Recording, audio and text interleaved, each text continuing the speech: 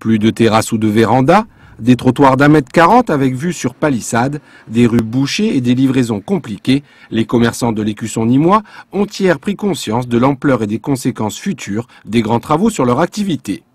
Le 7 février, le 7, le 8, le 9, on tombe à la véranda et là on se retrouve nu quoi. Voilà. Ça fait une capacité de combien de personnes en moins? Une quarantaine de places.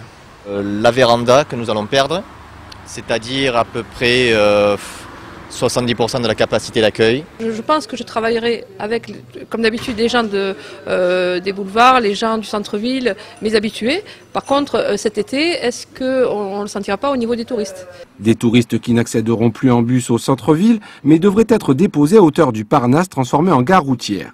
Lors de la 3e réunion du genre, Jean-Paul Fournier a hier confirmé aux commerçants qu'ils allaient perdre de l'argent. Une indemnisation est prévue, mais selon la loi, seuls les commerces affectés par les travaux sur le parcours du TCSP peuvent y prétendre.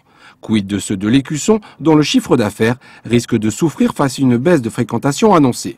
Les commerçants qui se trouvent effectivement dans un périmètre un peu éloigné au tracé des travaux du TCSP et pouvant justifier une vraie gêne en lien avec les travaux du TCSP, pourront saisir la commission qui étudiera avec bienveillance leurs propositions et leurs demandes d'indemnisation.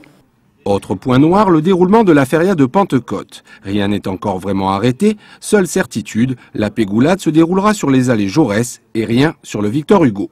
En partant des façades, c'est-à-dire de nos enseignes, pour l'accès, pour la clientèle, il y a une distance de 1,40 m. Je pense qu'il n'y a aucune solution pour faire la feria. Nous, la Casita, bon, c'est sûr, elle sera déplacée. Après, voilà, on est obligé d'avoir des désagréments quand il y a des travaux, mais je pense qu'il faut qu'on nous donne une contrepartie et plus importante que celle que monsieur le maire nous a dit. Une réunion feria est d'ores et déjà prévue. Seule compensation annoncée hier par le maire au cafetier, sa certitude d'obtenir auprès du préfet une fermeture des établissements à 2 h du matin.